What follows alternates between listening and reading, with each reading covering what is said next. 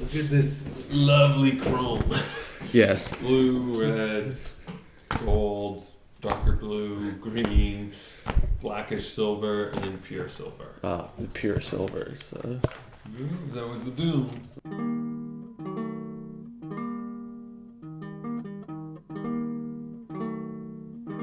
Hello and welcome to the WIP, the What If podcast that's a work in progress. I am your host, Dark Hot Chocolate, the Slim James, joined by my man, Pumpkin Spice Mocha, the franchise.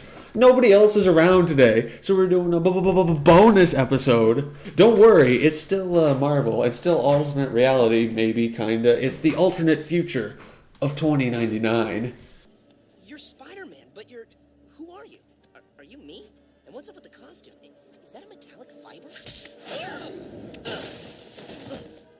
Before that, we got some housekeeping to get out of the way. A couple weekends ago, the Portland Comic Expo in Portland, Maine, courtesy of Casablanca Comics. I went, you went, not together. Such is life. Different times. I went right at the beginning. Uh-huh. Got there probably half an hour after it opened. Mm-hmm. No lines, which was nice. Uh-huh. Big change from Boston. Yes, which was all lines wrapped around the building in the summer, and maybe two lines going in the opposite directions that intersected one another. So, that was fun. But I digress. Put the I digress counter. Did you get any SIGs? I did. I got just a couple signatures there. Person who did Journey into Mystery was there, and the letterer for them. Uh-huh. There was the letterer who...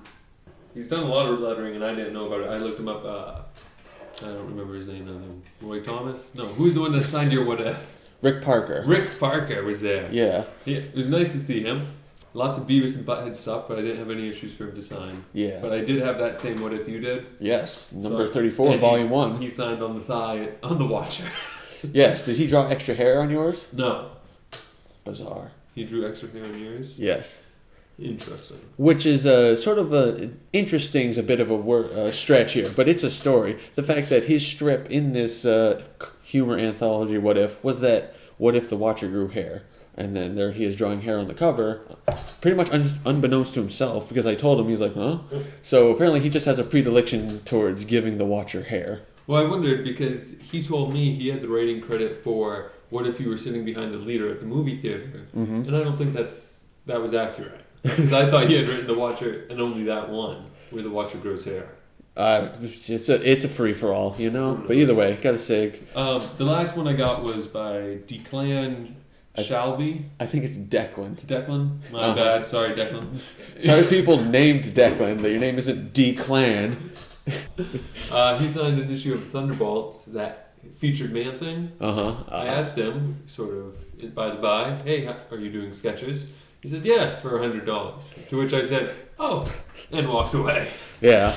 No Man-Thing for me. I was going to have him do 4 giant-sized Man-Things, but no, not for $400. Yeah, see, I was thinking something similar, but I got there at the end of the day, and he was, already pretty much booked up till the end of sketch and stuff.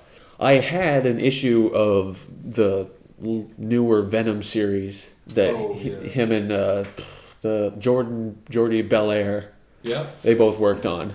I'm like, I just had it serendipitously. I'm like, oh snap, I'm gonna get it signed. And then the day comes, I'm like, oh snap, I probably put this somewhere. No idea where it is. So I had to go buy like a Moon Knight that was floating around. But it's sort of cool because like in those Moon Knights, Moon Knight looks like he's in black and white. So it's, just a little strange change of pace. And like I heard good things about the series. So I'll spend a few bucks to get something signed. Yeah.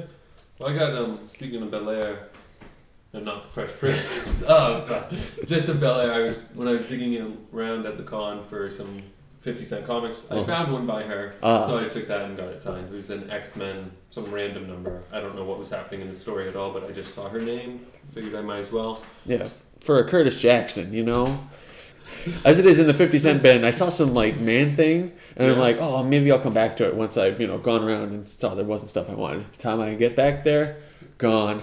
So I couldn't get, a run of Man-Thing that I really probably didn't want, actually. But it was cheap. It was so cheap. Well, I did get a Howard the Duck and a Howard the Duck team up with Spider-Man. Yes. And I feel I'd be remiss if I did not mention Captain Eli's booth with Sea Ghost at the con, supporting some local comics. The pride of Maine in form of comic books and soda. And they had lots of toys out there too. Yes. And I overheard them telling one of some customer, someone that came up, that their Hawkman, or whatever, the guy who was dressed in black with a hood sort of thing, actually predates Batman. And I was a little skeptical of that. Well, I think it's a pulp character that's sort of... Because, like, I saw that same character in, like, an image book or something. So I think it might be public domain. Oh, okay. So, yeah, you published something public domain. Good for you. But, hey, I think they just, like... Because they were, like, giving away so much stuff for free. I think they subsidize their comic endeavors with their soda money. And their strawberry pop is nothing to... Or the cherry pop. Nothing to write home about. But I digress. Yeah, I picked up 2 giant-size supervillain team-ups. Nice. The 2 from that series. For $15, my big ticket purchase. That is expensive. I didn't get anything over $1. Yeah, so, like, you know, when you go to the con, sometimes you're like, well, I want to, you know, this is the place to maybe wheel and deal or get something. So I got those 2 for $15, which, you know, I check online. It's not a bad price for them. And, you know, bird in the hand is worth 2 in the bush. I don't need to. There they are, right in my hand.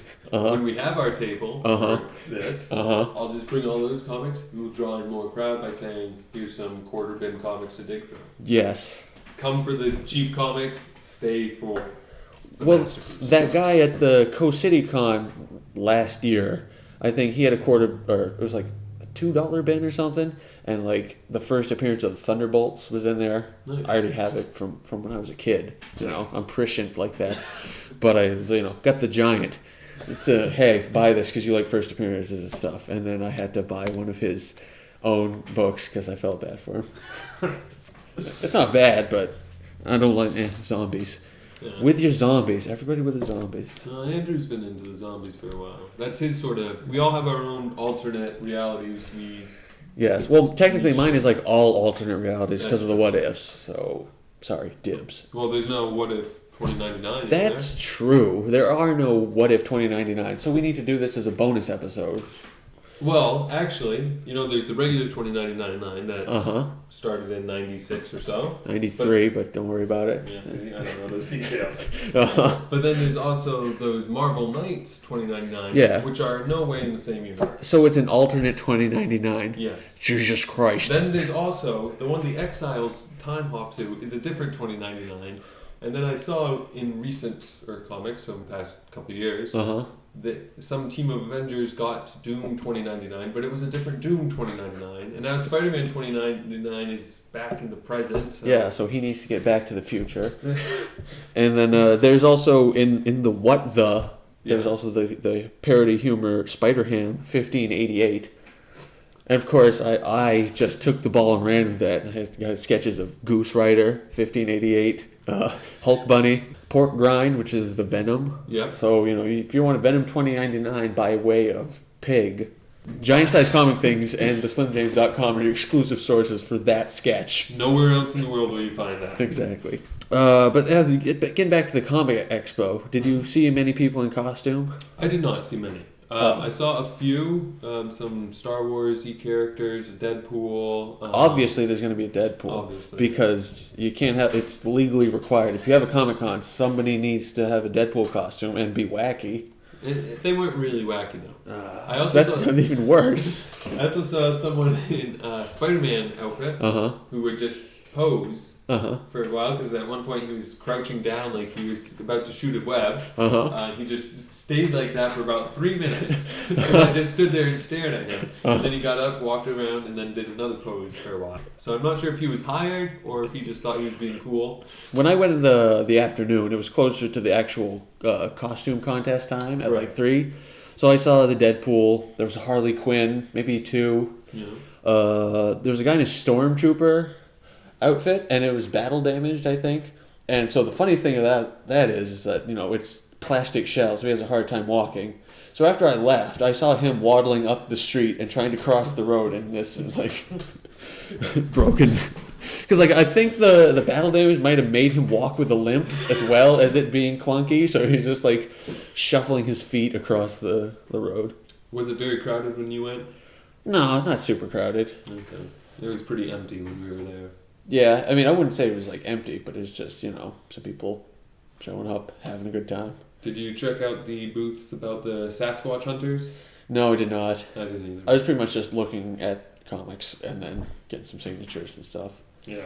So, then Halloween came around. Did you see any good costumes, Turner? It was so dark when we went out, and there's not a lot of streetlights here when we went trick-or-treating. We went trick-or-treating with Little Ninja Turtle, Andrews. Yes. White Wingfoot. We saw some Deadpools, obviously. So even in the Halloween, in the dusk, when I can't see, there's Deadpool. Okay. Always Deadpool. I didn't see any other real superhero-y ones. Yeah, we didn't see that many when we were out. There were superheroes. A Spider-Man, maybe a Deadpool. Actually, I take that back. We saw a guy dressed up as Scarlet Spider, straight out of the 90s with the blue hoodie. The blue fingers and red fingers thing? No, that's Sensational Spider-Man, Turner. Thank you. We're so talking prior to that.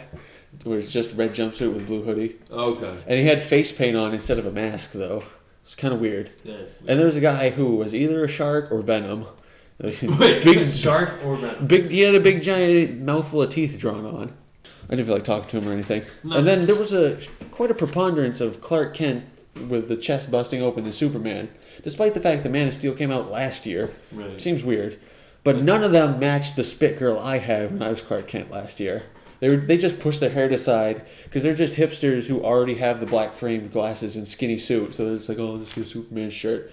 But they need the S. You don't realize how much product I put in my hair to make it form an S? A lot.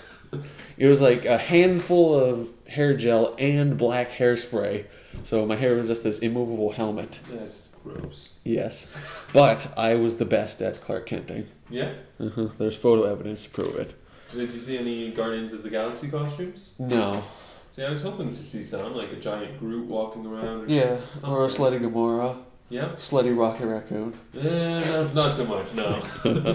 Alright, so 2099, Turner. You're the expert on this because you have the most extensive 2099 collection of possibly anyone anywhere because who cares about 2099? You say that, but in all fairness, I gotta put out the disclaimer. It has huge holes because there are hundreds of issues and I really only have a smattering of them. Well, that's just the thing. I mean, I was just writing down the notes when I was thinking about this ep. Yeah. Launched in 1992, I think, maybe, or 93, one of those. We got Spider-Man 2099, Doom 2099, Punisher 2099, X-Men, Hulk, Ghost Rider, Ravage 2099. Okay, you're leaving out the biggest one there, Ravage, because he's the original Stan Lee creation. Yeah, he's the only non-modern hero 2099 of the whole group. He's his own thing, right. And man, is he his own thing. He probably, although I will say he got me into the 2099 more because I came home and you had 20 issues of Ravage 2099 that you gave me one summer when I got... Yeah, because they were $0.25 a piece. I think they were selling them by the pound. Yeah, well, whatever the case may be, it got me back into it because I had only had a couple of Spider-Man 2099s from when they first came out. Yes, that was my exact scenario. I'm like, oh, Spider-Man 2099, he kind of looks cool. Now, granted, this is sci-fi stuff, and all these stories are weird, so I just had a few issues, but... But now, they're in... quarter boxes everywhere. Yes. But Ravage is probably the weirdest one because he is completely different. He's a brand new character. Mm-hmm. And he can turn into a beast, and I only have up to, I think, episode 25, and he becomes more beast-like every time. He's going to these places to find lost colonies of mutants and other deformed people, and always on the run from the corporations, which is the overarching theme of 2099. Yes. Big corporations that rule the world and the addictive drug chain. Yes. Well, kind of like it is now, Very much. Google equals Alchemax. Okay, so then there's, we'll call it the Foil series. All of those launched, with the Foil ones. And then stuff came later, too. There's Fantastic Four 2099, X-Nation... Well, X-Nation came, it's an offshoot, because I only have a few of them, but they actually came from what was happening in Doom and X-Men. So it is not its own new entire series, but a sort of offshoot of that, a limited series, if you will. And then there's 2099 World of Tomorrow, and I don't have those. I had like 3 copies of issue number 2 because they had like free Overpower cards, and they were like 99 cents, I think, the issues. So I was like, "Mom, buy me these." And then there's $20.99 unlimited. So like you think about and then as we also mentioned, the Marvel Knights $20.99. Yeah, and then there was the Time Storm with 2009 $20.99, where things are going back and forth in the time stream. And then I think there's like Manifest Destiny. Yep, there's a lot of those one shots. There's like you said, the World of Tomorrow. There's 2099 Apocalypse, 2099 AD, but those are all sort of based around Doom, because even though Spider-Man is probably the most famous 2099 character, Doom was more tied into the entire universe of the 2099. He's the one I like the best. Yeah, because he's like president of Earth, right? Well, and for a time. And again, spotty collection. I missed big chapters of the story, but he does become sort of the ruler of America. He just goes in, he destroys the Senate, kills everyone, and just elects himself president, which only lasts a couple issues. And then he's sort of on the run again from these big corporations. But it's interesting to see Doom as more of a good guy in this role. Mm-hmm. I mean, he's always been that sort of protector of Latveria. Obviously, he's going to be a good guy if he's killing the Senate and taking over America. But he's doing it to free them from the corporation control, so, sort of good. But he still has that ruthless streak where he kills anyone he doesn't need. Question, is this actually Doctor Doom? The answer to that is even more convoluted, because it starts off where you think it is Doom, and then it becomes the question of, is this really Doom, or is this just someone who's had memories uploaded? And then in a couple of the issues, you actually see 2 Dooms, and one of them was a clone, and then one of them was him healing up in this tank, and it becomes very, very confusing. So but I think it's the real Doom. So basically, it sounds like they crossed the Weapon X and the Spider Clone saga, and then multiplied it by Doctor Doom. Yeah, pretty much. Because there is a point where he goes back from 2099 to the 90s and fights like Daredevil and Namor. Because and again, like, this is one, and I'm missing everything else in this storyline. But he's going back and saying that he can destroy the oceans in the past because in the future he saves them, and it all makes sense. Makes sense to me. Yeah. The point is, like, we think about, 2099 is just this little... It doesn't get a lot of mainstream press or anything. Nobody really talks about it, but there's a lot of issues and material in this whole subgenre. There really is, because there's about 40 issues of the main series, which was Doom, Spider-Man, Ravage, Punisher. Yeah. And then X-Men, Ghost Rider have about 30. Mm-hmm. Hulk doesn't have as many because he started off in the Unlimited. Yep. Fantastic Four is a real short one. Yeah.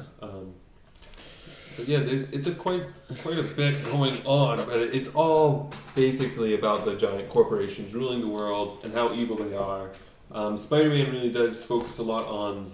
He starts off getting addicted to this drug by his company, just so he has to stay and work for them. Does it have a wacky, futuristic sci-fi name, like Splice or Smacks? Chain. Oh. Yeah, there's a little bit of that futuristic talk where they say shock all the time. Yeah. Dropping the F-bomb. That's what... Shock this! That's what I don't like about futuristic sci-fi stuff. What the shock? Like I get that they're going to have their own vernacular, but usually it ends up just being shoved down your throat. Hey, they use wacky words because they're in the future. Oh my god. Yeah, well, of course, I'm all like, yo, tweet me this. Does this Spider-Man have an Instagram? I think the ones I know the least about are Ghost Rider and Hulk. Ghost Rider apparently is a robot, and he is like a data stream consciousness inside of a robot. Because that's the other big thing is, there's like net surfers, and you can be a physical body inside of the net, and I don't know. And it's sort of... Computers. It was the dawn of the internet back then. That's they true. were so excited about what maybe will happen. Yeah. They should just show a bunch of people carrying around iPhones and being like, yeah, I gotta snap a picture of this. It's so good. From what I can tell about the Punisher, though, he has none of like Frank Castle's sort of control or sanity. What little he has, he just really loves killing people by punishing them. So like when Doom takes over America, he actually gets a hold of the Punisher and has him be like in charge of going around and killing people. So X-Men 2099. Can you name any of them? Because there's, to me, there's Junk Face. There's Junk Pile. Okay. Junk Pile, I believe. Red Winged Guy, Fast Gambit. There's one of them, I forget I don't know how to pronounce it because I only read it, but it's the Chinese, like... XI''AN. Yeah. Shang, because his last name is... Racist. Almost the same thing.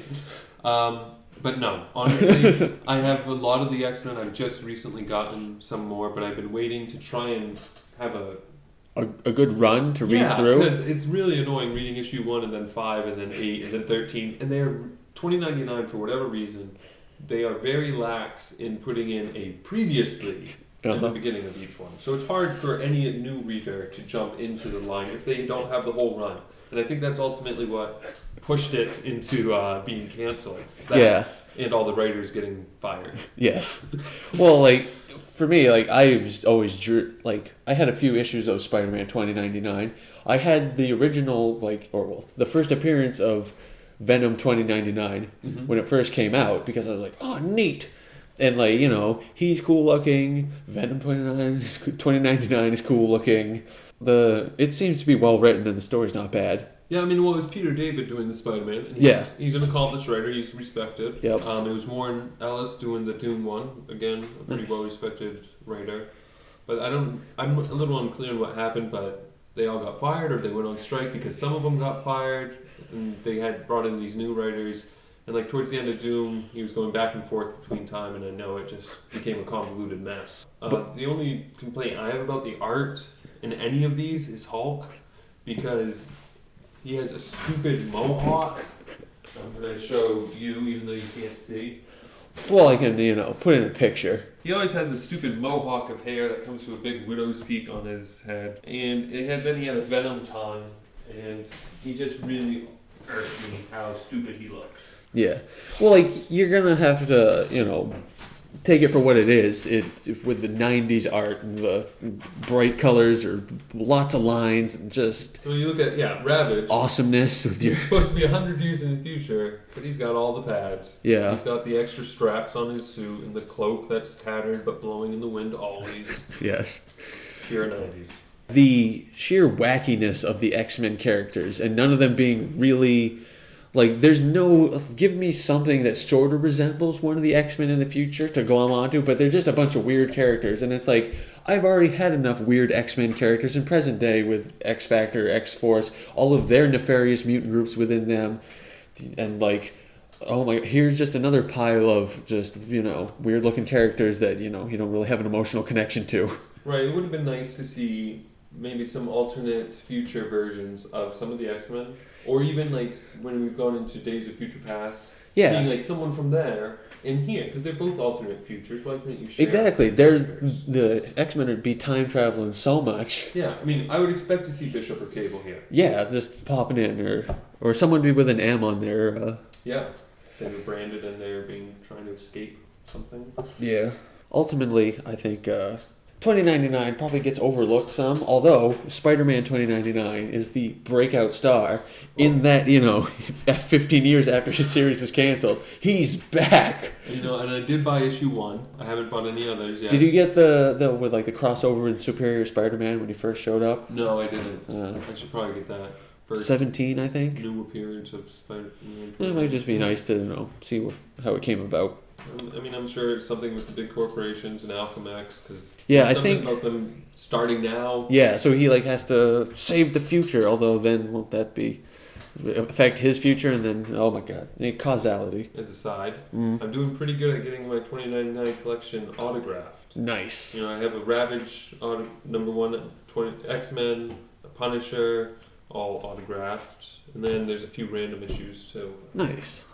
Oh yes, I have so many Ravages that this one is not even signed, but it's still sealed up because I think 3 more in the box. Because they're only a quarter. Well, you have your reader copy, your signed copy, your even nicer condition copy, and then your backup reader.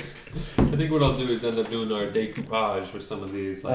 This is a cool picture of Doom. Yes. When he switched from... What are you decoupaging again? I'm going to decoupage some of these comic boxes. Okay. This is only a $20.99 box. So yeah, so there you go. You got a leftover Doom 2099, decoupage it, Bing, bang, boom. I'm sure I could go down to Fort Andros and find tons more.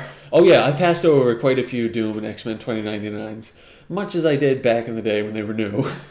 But Bloodhawk. That's someone's name in the X-Men. Yeah, he's the red crusty guy. Red crusty Sauron guy. Yeah, and they reference Xavier a little bit. Like there's something called Xavier's Nightmare, and it's sort of a device that scans for mutations so they can be killed by the police and whatnot. And that's about it. It's very fleeting sort of references to any sort of X-Men. The Hulk, there is like another gamma bomb that ends up going off and destroying most of California, which is sort of an aside. It doesn't matter much, but it ties into like another alternate future of Old Man Logan, where they've broken up the country and then Hulk sort of rules the California and it's all in wasteland. So I thought that was just sort of a cool connection they had. Yeah. Yeah, well, Hulk sort of calls dibs on the American Southwest. Yeah. As a special bonus, 2099 popped up in the Amalgam books. Spider-Boy 2099. He looks just like Spider-Man, or regular Spider-Boy, but with a blue mask. It's crazy. Let's see. Oh, one of the things I like in the 2099 is the Thorites. There's a whole religion of people that worship Thor and they're waiting for his return. So that's a pretty cool, background story, because it sort of makes sense. Thor is a god, and so, or at least, if the Marvel cinematic universe tells us something, he's a godlike alien. Yeah, I don't know if I buy that, but I guess I buy that he's a god more than he's a godlike alien, which makes no sense, but I don't know. Yeah, magic. So they play a lot of roles in here. You always sort of see them in the background, and they sort of are talking about heralding in the new golden age, because they always refer to the 90s as being the golden age of the Marvel universe. Yeah, about that. Oh, if they only knew. You say most of the issues are quarter bin stuff, but like those later issues that when the series has started dwindling, like I feel like you could pay upwards of like $4 a piece for those. Oh, definitely, because I can find any issues like 1 through 20 Yeah. pretty easily in all the quarter bins. But once you get up in the 30s, and especially for like Doom or Spider-Man in those low 40s, yeah, they're very rare. Like I know you were talking about the Venom ones. Yeah. You had to pay $3 each. Or... Yeah. It's like that sounds. Oh my god! But considering it's actually 12 times as much as a quarter bin fine, so do the math. Right. I had my issue of Spider-Man 2099 with the first appearance of Venom. And its cover got destroyed because I was a child, and I just had it in my Lego bin. So that's where comics belong. Yeah. Lego bin. So, I had to close the gap, close the circle, close the loop, and get a new first appearance. But I'm like, well, I need to see this through all the way to the end, because in his first appearance, obviously, because, those 90s comics, they don't show up until, like, the last panel. Right, or like, son of a shadow. Yeah. I'm going to get him. So I had to buy the whole 5-issue arc of him showing up and doing his thing, and so I had to buy them for like $3 a piece at Coast City, because like online the whole thing with eBay, like the prices are all over the map. So like, oh my god, $50 and fuck off. Yeah. So I found this run at Coast City for $3 a piece. I'm like, all right, I'll just buy those there. There's one website you showed me that I ordered some 2099 comics off of. Like, I got all the number 25 issues because they were special covers. I figured they'd be harder to find, and they were maybe $1.50 each. Yeah. It wasn't too bad, but some of them, even on that site, were getting up to $3-4 each. Yeah, so like when you have, we said all these series that go multiple, tens of issues, then suddenly it's, piling up for stuff that's, even though it's worth the air quotes $4, it's really, quarter bit stuff. Right, and that's what my problem is. There are a lot of holes in my collection, but I just don't have the motivation to spend that much money on it. Yeah. They're not really that great. It's a fun little thing. Yeah, so it's like when you pick it up when you find it sort of thing. Sort of like I'm trying to, the aforementioned supervillain team-ups. Yep. The Marvel 2-in-1s, because I got a good jump start on a collection. So like I've been filling in the gaps. Stuff that you can find without breaking the bank. Right. And, I'm focusing mostly on this, and then also a bit of Howard the Duck and Doctor Strange. Round things out. So, let's wrap it up on 2099. What's your favorite 2099 character, Turnbop? I'd have to go with Doom. I do like Doom in the regular universe, and his storyline is probably the most complete that I have, so I actually feel a little bit more knowledgeable about it. he goes through some changes. It does get confusing with is it really him or not, but overall I'd say that's the best, and it really drives the whole universe forward. Yeah, I mean, as I said, I have a very tacit knowledge of 2099. I've always just gravitated towards Spider-Man. Yeah. It's got a cool costume. Yeah, I mean, I would say Spider-Man is probably my second favorite, and then Ravage. Because I feel like Spider-Man, you know, like I said, well written by Peter David and stuff, and he sort of got. He has so much history anyway. I'm always gonna like Spider-Man. Yeah, and like he's got a coherent storyline. Like the 5-issue arc, with the Venom 2099, I liked it, and like. I was able to pick up on stuff that happened earlier because it was well explained. So it was actually an enjoyable reading experience. I wasn't just suffering through it because I like how Venom 2099 looks. Like, I think for me, the bottom would be Ghost Rider. And maybe it's only because I only have one issue of him. But yeah, well, I think he was around for like nothing. I feel like my least favorite might be those end of the run stuff where it's like Fantastic Four 2099. Yeah. I think like I had one of those. I'm like, is this the real Fantastic Four, or how are they time traveling? What's happening? Yeah, I don't have any of those, but I did read a little bit. Like they were time traveling to stop Doom, and then X-Men 2099. I can't keep track of your junk mutants, like leftovers from X-Force. Yeah, that's down there for me too. Yeah, like if they had like one iconic character that was like the guy, but it's just a bunch of people. Yeah, it is, and it's just a cluster. Yeah. I mean, Punisher is pretty low there on mine too, because he doesn't. I've never fleshed out his whole story, and maybe if I got more of his issues, I'd like him more. But honestly, yeah. Yeah, like X-Men 2099, the first issue has 8 characters on the panel, or on the cover. So like that's a lot of new people, especially when it's not, you know, Iceman 2099 or something silly like that. Like a lot of new people to sort of wrap your head around. I mean, if I compare that to the other issue 1 covers, everything else is just one person. Yeah. I mean, yes, X-Men is a team, but 8 people is too big of a team for the X-Men. Yeah, it's like, you know. Brand new. Yeah, to start out like that. Yeah, start out with like 5, sort of mirror the. Yeah, if you did something where you sort of mirrored the original X-Men, not even like powers or even like a cover swipe or anything, but like, you know, you have leader, you have flying guy, maybe a big guy for the Beast, girl, and other interchangeable character. Sorry, Iceman. Who cares? Yeah, because I mean, looking at this, I would see one person that I think, oh, maybe this is a relative of Colossus. Yes. Because he's silver, shiny, strong looking. Yeah. And then this guy looks like he's fast, and like you said, he looks like Gambit. Yeah, he's got that Gambit cowl. And the reddish brown hair. Everyone else, I don't know. Yeah, he's fast Gambit. So that's probably what sunk X-Men 2099. Is there a character that you would want to see 2099 did? That like brought up into it? Yeah. Because obviously we see everything's fair game. They weren't being too reliant on new characters. No, they weren't. I mean, I think one of the things I would have liked to see is Thor show up. Yep. Because there's his whole religious following. It would have been cool to see how he reacted to that. Yes.